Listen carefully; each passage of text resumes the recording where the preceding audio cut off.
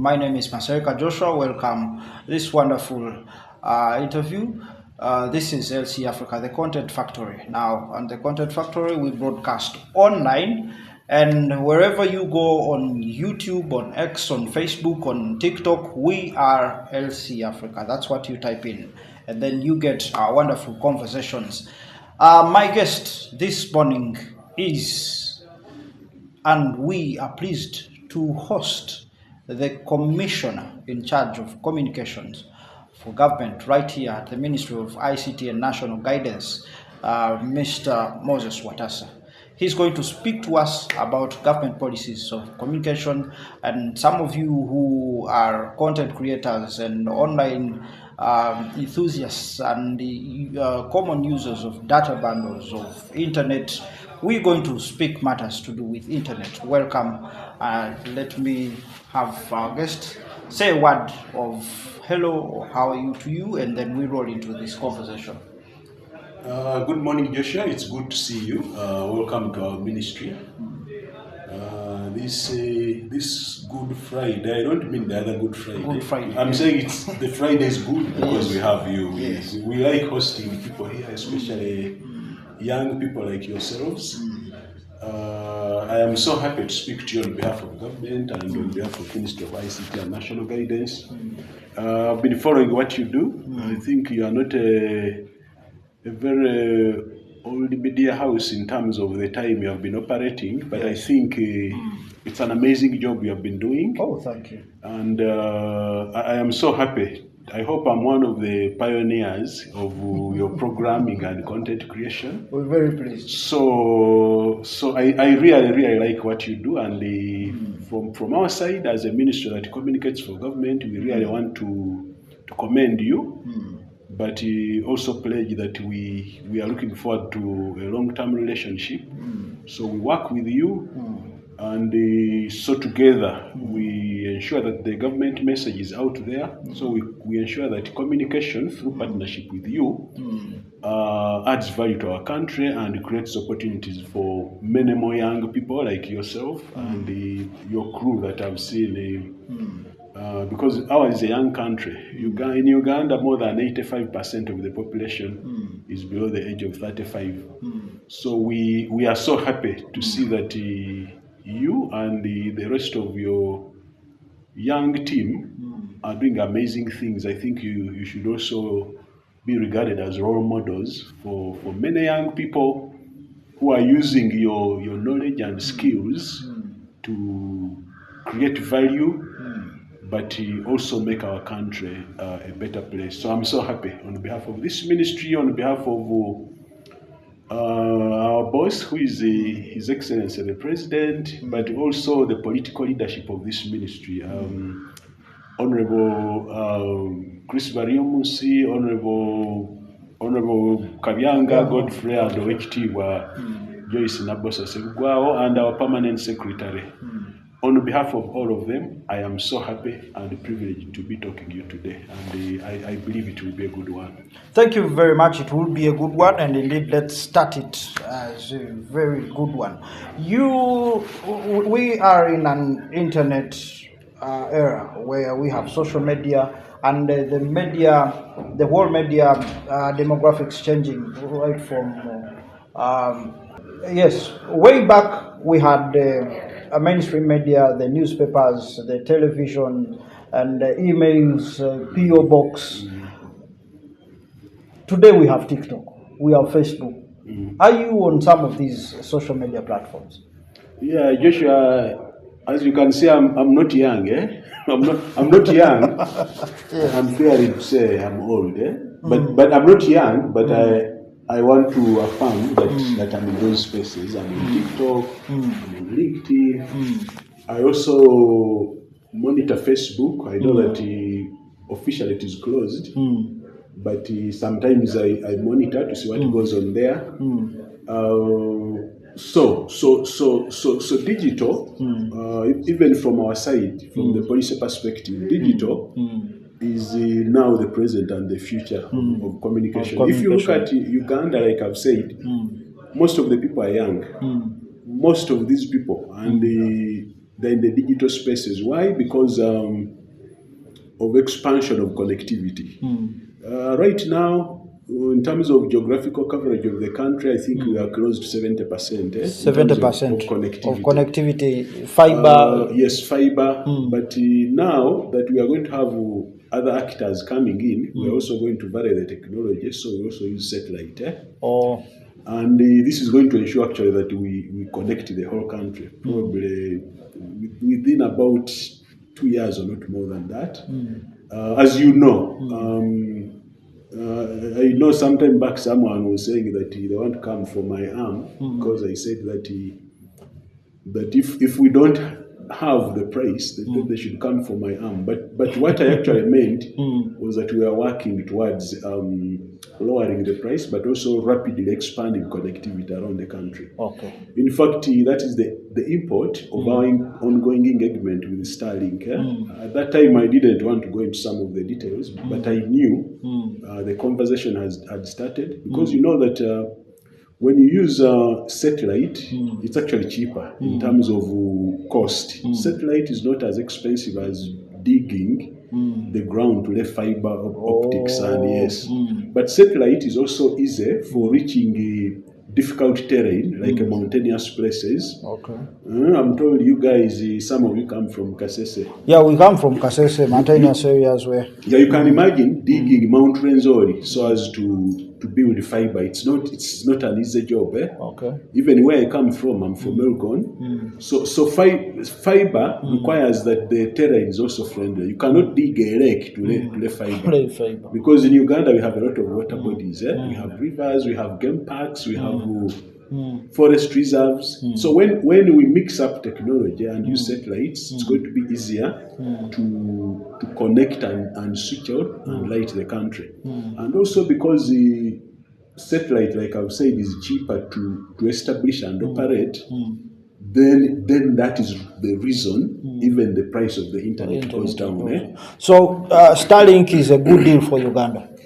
Yes, and I know the discussion is up to quite advanced levels. You have heard even His Excellency the President talking about this because we realize the internet has now become the lifeline of not only business but also media. And in our case, for example, if you look at I'm going to share with you the latest report from UCC, Industry Statistics. In Uganda now, we have a minimum of about 15 million people who are active online. 15 million people active online. Online every day. Every day. And when you look at the demographics, these are mostly actually young people. But we also have a lot of people doing small business online. Some are importers, some are exporters, some are content creators like yourselves.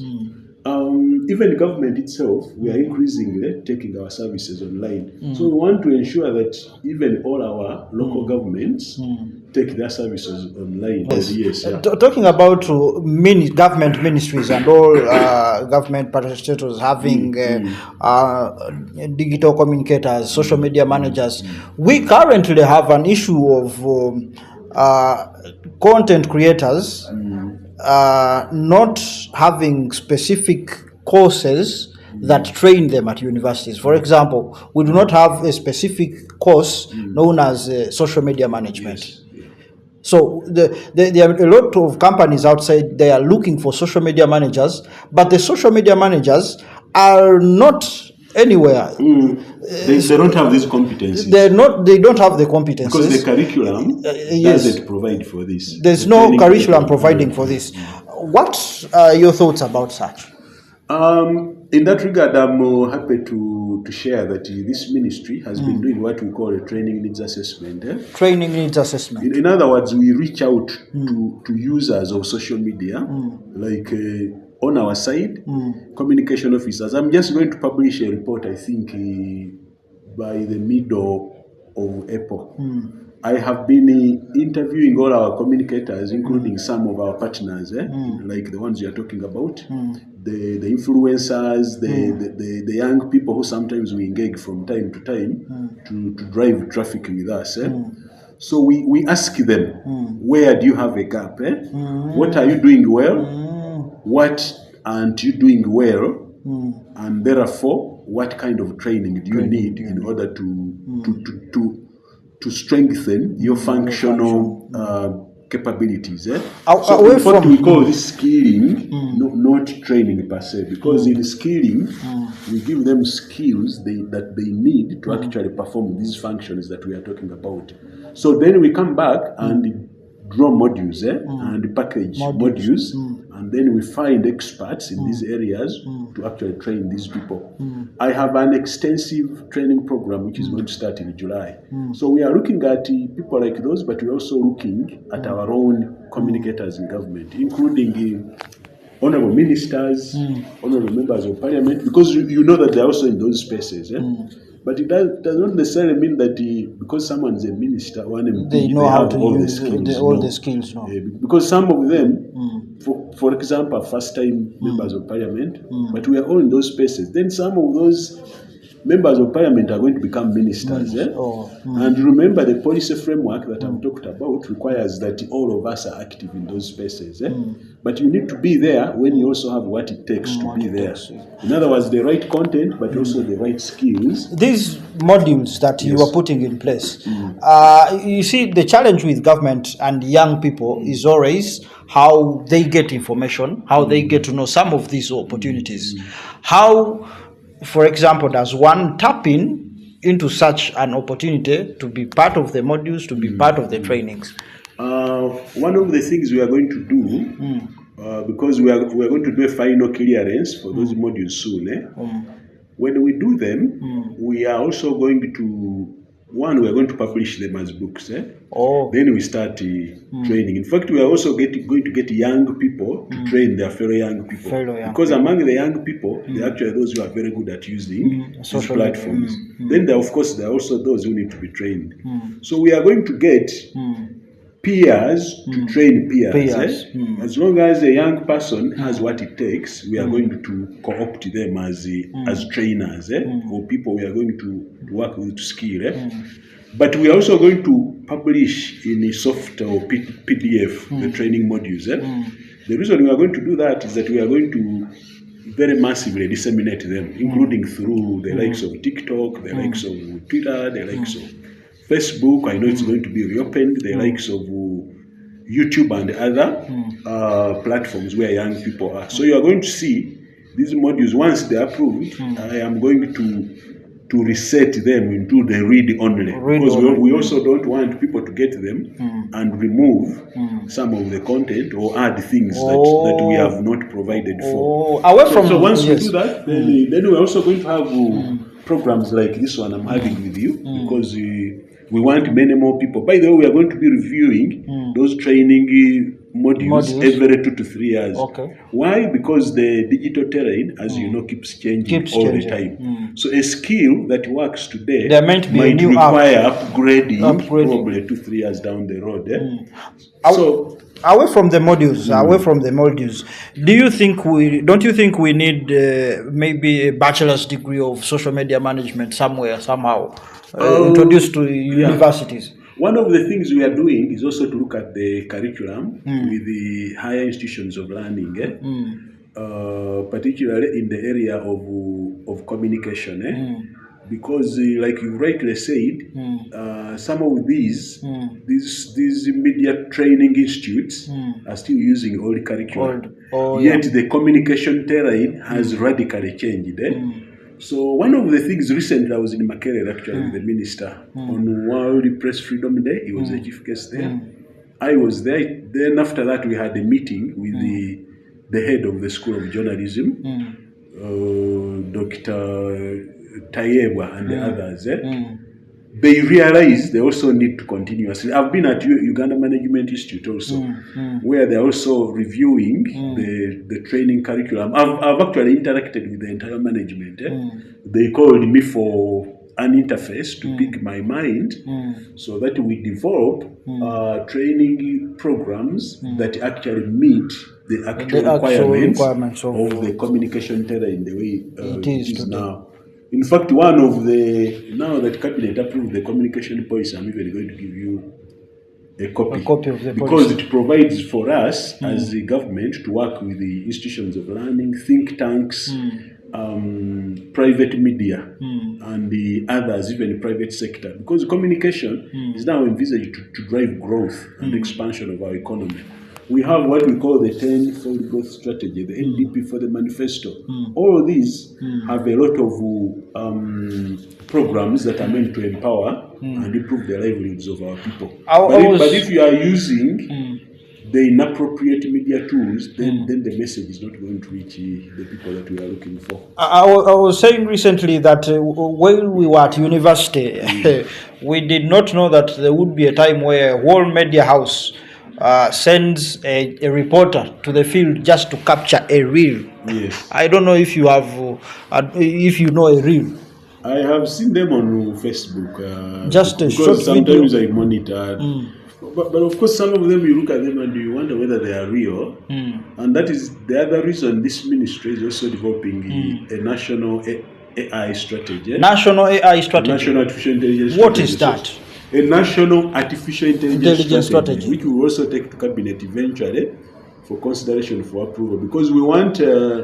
We acknowledge that AI is here, even to support content creation. Okay? But how far can we use it, and how can we minimize misuse of it as well? Because when you look out there, you find even you, they will change your face, maybe give you horns, and you look like you have 4 horns, and it can be used for effect story. Otherwise, it can also be used to enhance and improve content creation. So that you use less time for creating content, which would have taken you maybe a week. You can create it maybe within 2 Let's days. Let's get back to social media. What they call generative artificial intelligence. Yes, let's get back to social media. Yes. You go through all these social media platforms. You have told us. Are Ugandans good social media users? It's actually amazing. Sometimes I laugh. I just look at some of them and laugh. And I say, these guys, they have a lot of talent. It seems an average Ugandan in those spaces has an extremely fertile or creative mind. Of course, some of them are directing that creativity to wrong purposes. Creating fake content, news, malinformation, disinformation, even outrightly false news. Sometimes they are alleging people are dead, people who are living, people are living. Sometimes they get someone's face and they turn it into a cat, a dog, and a dog, and so. But for me, bottom line is that I think we have a lot of people with very highly creative minds.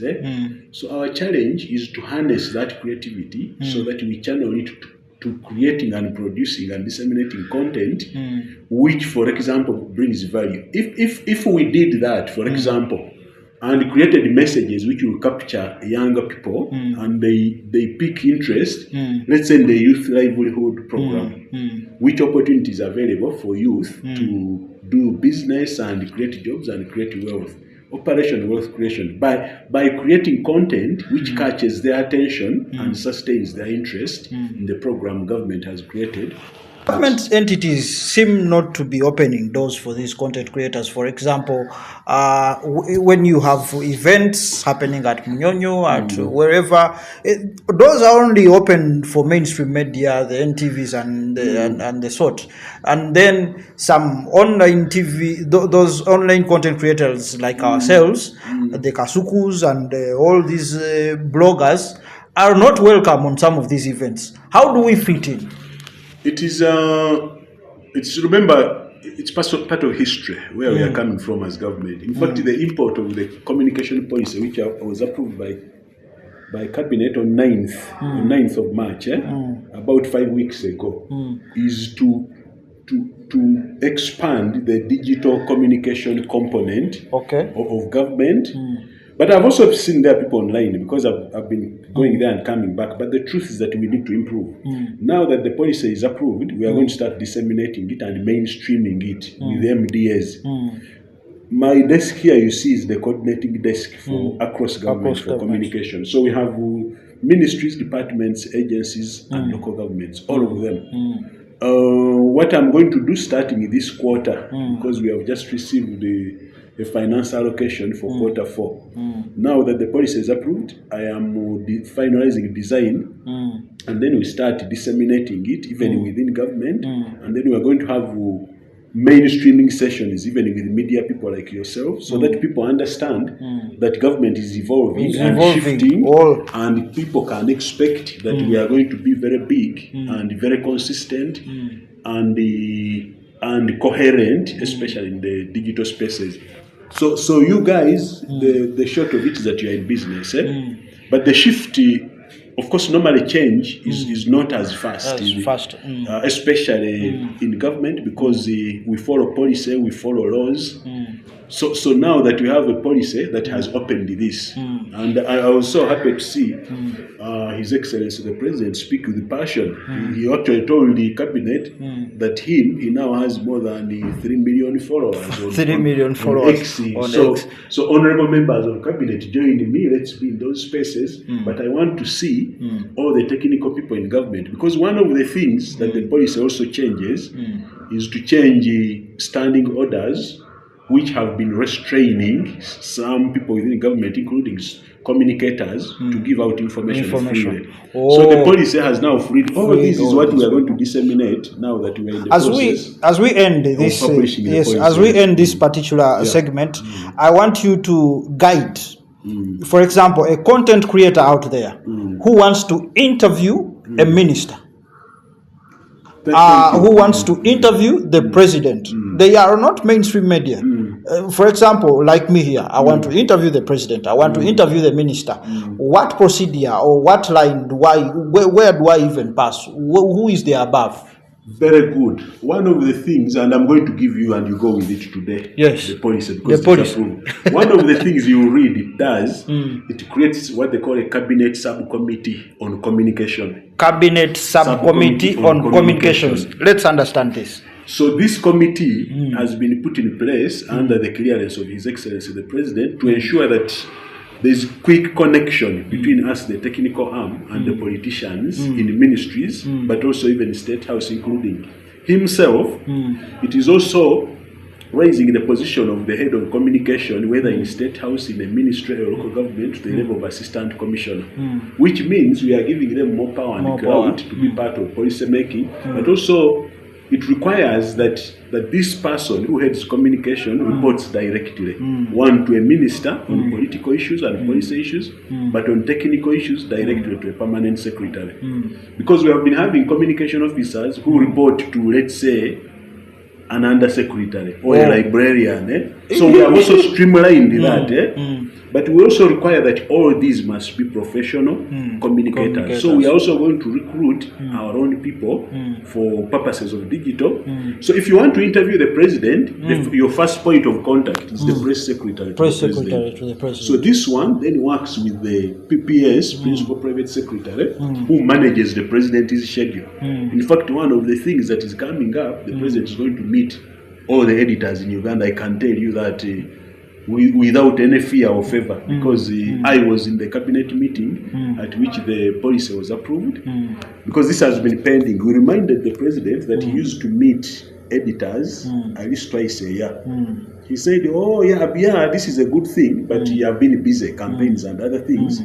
But my team is going to organize, and we have a big meeting for all the editors, including digital. So, Rich, if you want to interview a minister in this ministry, Rich, the head of communications in this ministry, who now also on policy matters, can go directly to the minister and put in your request, and we schedule the interview. Okay. If you want to interview the Commissioner General of URA, Rich, the head of communication, URA, because these people now we have removed the space between them and the head of technical and the head of the political wing. I'm so happy actually to report and thank His Excellency the President, who has even offered more money in some billions for government communication to ensure that we strengthen this function. More money! And to even allow us to recruit more people to strengthen the communication function across the board. So we are looking forward to So to you guys, I don't know when you are going to be banging at my door again. Oh. But in this ministry, we have no doors. We are very much I was available. about to say we have an open door policy, but we blacked out the doors. More money is coming, okay, So of course. if you want to interview a minister, you want to interview the PS, you want to interview me again, that's why we are here. Great. This Great. is your ministry, this is your government. So young people, we are here for you. Government doors are very much open. It's now they about are not there. We removed the doors. The doors are removed. The doors are removed for any content creators. He has talked about the money. Let's take just 1 minute. Let me add this.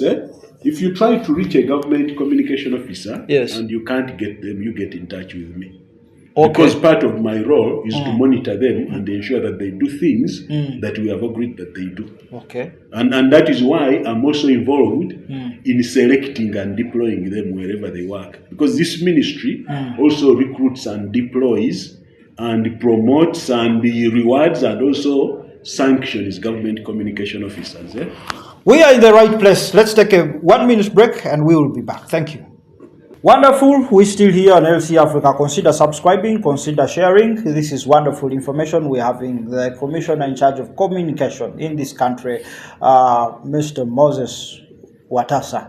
And he has told us that government offices currently have no doors for content creators. The doors were plucked out a long time ago. So please knock any government office and ask for the information. Ask to let that information out, ask them to analyze the policies, ask them to respond to any questions that you may have, as long as you keep it professional. I think that is very, very important. But he says there is so much that the government is willing to offer. Where is business for content creators? The business for content creators is available in MDAs. Because like I've said, when you read the policy, it is explicit in digital communication. Because we also now know where the numbers are. In fact, the report I'm also going to share with you, the industry report from UCC, the one of, I think, October last year. As you can see, this is a very new report. It shows that every year, about 1.3 new users go online. In other words, the growth in usage of digital media each year, at least 1 million new people go on media. I think this is driven by increasing affordability of what we call devices, smartphones, computers, tablets, but also the rapidly expanding connectivity around the country, and also the population demographics of Uganda. Because our median age, I think, is about 15.5. We are one of the youngest populations in the world. So we can't do otherwise. We have to, one, to give you the content, but also work with you through a platform like yours and others that are similar to yours to get our message across. Let's talk about licensing. And that's why we are shifting increasingly, not completely away from old media, but creating a bigger and bigger component of engagement on digital, including the platforms like yours, ours. Thank you. Let's talk about licensing. For example, someone just registered their online TV or their TikTok account, but they want to be doing all these wonderful interviews. Do they need communication, some sort of UCC license to operate? How is the procedure? Yeah, because you see, I know that we are aware there are some who are operating without licenses. Let them not think we are not aware. We are aware. Government is aware we are operating without license. But we are also aware that there are those doing a good job, even when they are not licensed. But we're also aware there are those who are also abusing their platforms. Radios, now this is for mainstream. Radios are becoming very hard to operate. They are not profitable. Those who work there are underpaid. Some of them are not even paid. Some of them are not even paid. They are paid. They are paid 150. They are freelancers. There's no money in journalism. Yet these radio stations pay huge sums of money in buying frequency, in paying huge taxes. Why do you make communication such an expensive venture to operate, yet less profitable? Incidentally, government is aware that a lot of radios don't even pay their employees. A lot of them are running in the red. Even the licensing you are talking about, if I checked with UCC now, a lot of radios have not yet paid the license fees. If UCC came with a hammer, they will close so many. There are even others that are carried by UBC. I serve on the board of UBC. UBC equipment is what carries most of the radios. Most of the radios. Yeah. They are also not paying UBC. So if we came out serious that those who have not paid carrier fees are closed, they would close so many again. In other words, they are doing a good job, but now the conversation we have, and I think the minister spoke about this recently when we were at the media center. Honorable Yomus spoke about this. The president has also spoken about this. We are looking at reviewing the number of radios in this country, because currently there are about 335, I think. For a country like ours, can this country really carry 335 radios which are viable, which can pay for office space, pay transmitters, pay for electricity, air conditioning? You want to limit the numbers? You want to? We are looking at a study, other countries. We want to look at the possibility of collapsing and merging some of the radio stations. So we have radios that are more viable. We have radios that can actually hire professionals and pay those professionals. You are scared. Because what happens is that when a journalist is not paid, how does he survive?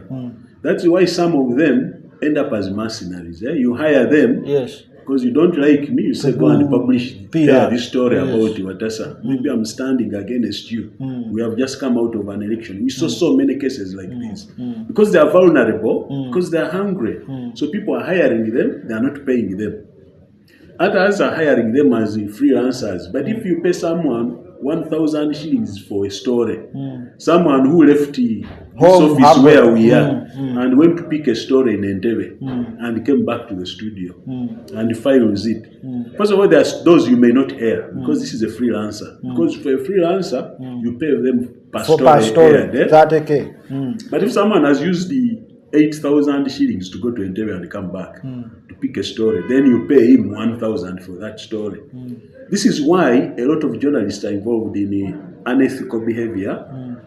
Sometimes they withhold stories because someone has given them something. Sometimes they plant stories because someone has hired them to character assassinate maybe a political rival.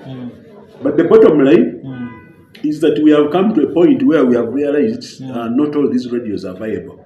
Because the radios are viable. If the radio is not earning income, then how does the owner get the resources to pay these people? I would think yes, reducing their numbers is an issue, but again, devising means of how these would make much more money would be ideal. No, because for example, you've heard about what they call the 10-fold growth strategy for Uganda, where the government is creating incentives to ensure that the economy of Uganda, what they call the GDP, the gross domestic product, i.e. the value of goods and services produced in the country, grows 10-fold.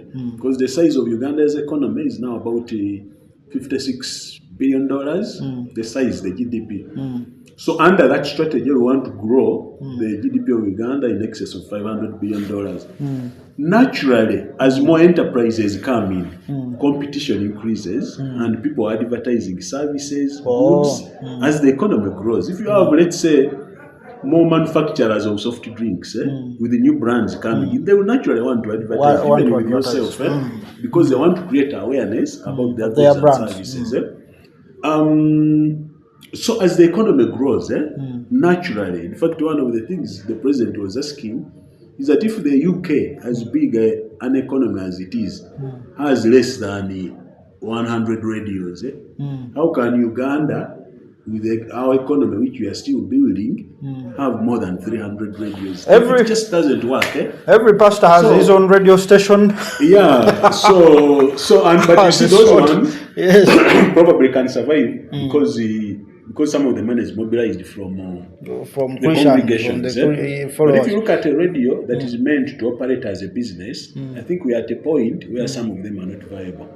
Of course, even ourselves as the government, we are aware about that. For example, when we were in COVID, I was in charge of the COVID messaging for the government of Uganda. Me and of course even our minister then. So what we did was that we split the budget and ensured that each radio, even the smallest, gets a minimum of about 4 million shillings. But depending on the geographical reach and the other statistics, there are those we paid a bit more.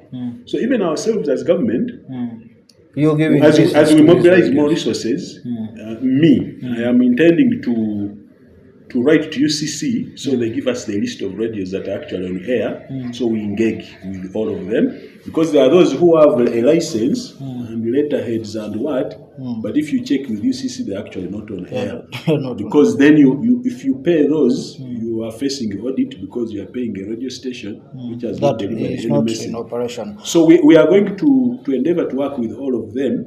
But even then, when you spread a budget over 340 radio stations, you can see why some of them cannot get even 5 million, because there are just too many.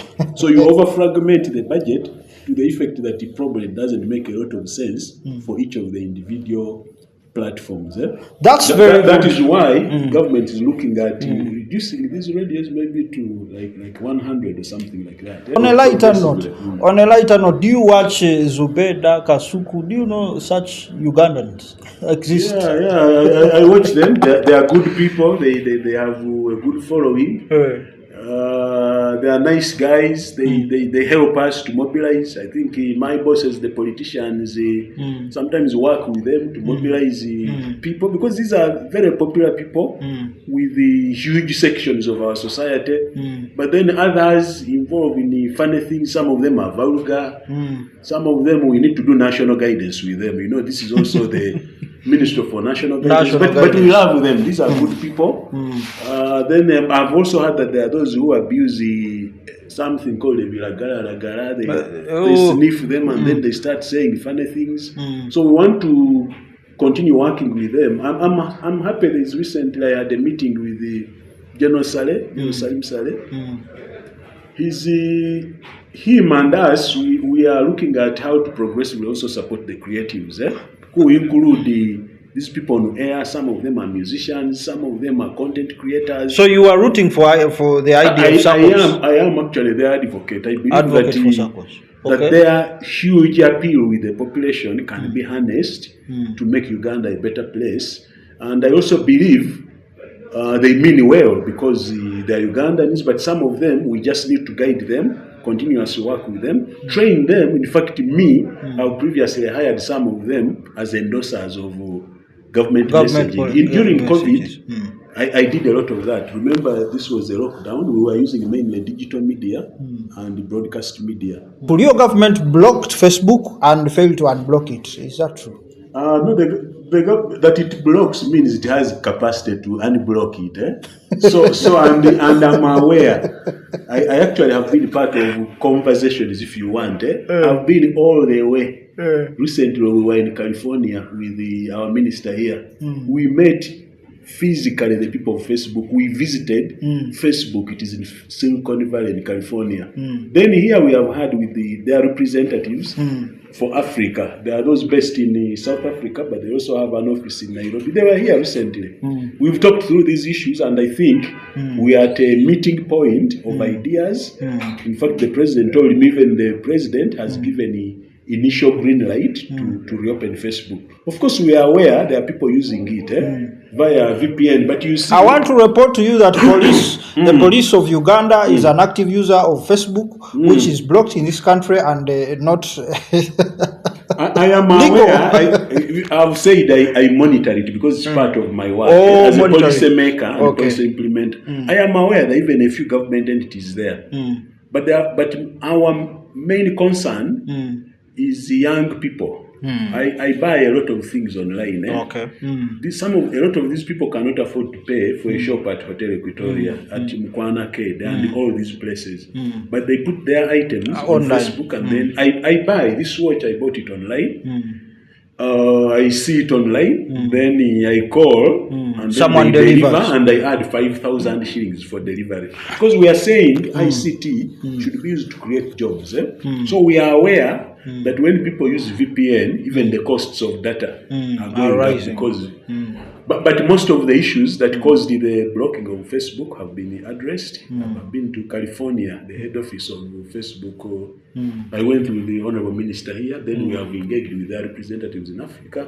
The minister tells me they have had further engagements with the president, and the green light is given. Very soon, Facebook should be open. TikTok it's not because we don't know how to unblock it. Please. Otherwise, we might be tempted to block more. Please don't.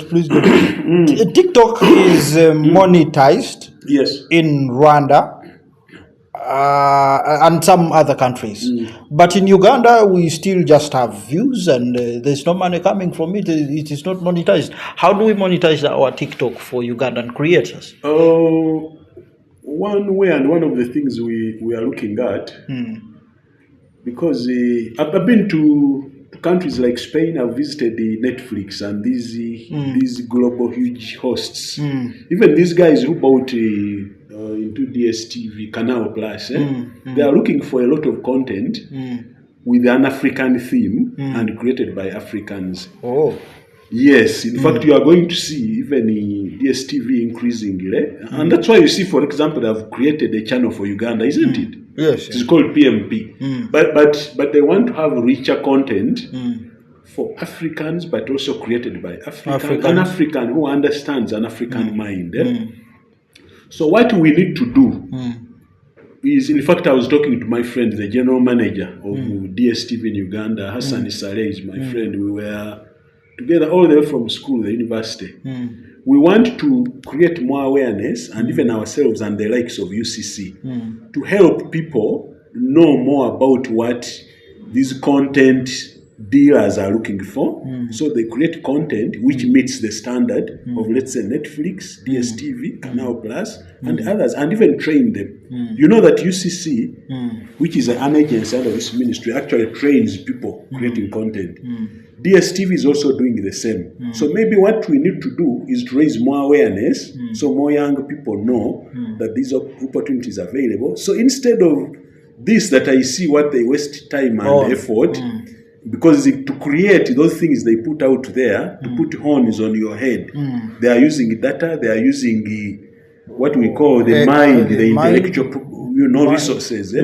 So they I'm not saying they stop doing what they do, but they should also accord more time to develop content which Netflix can buy, which DSTV can buy, which Canal Plus can buy.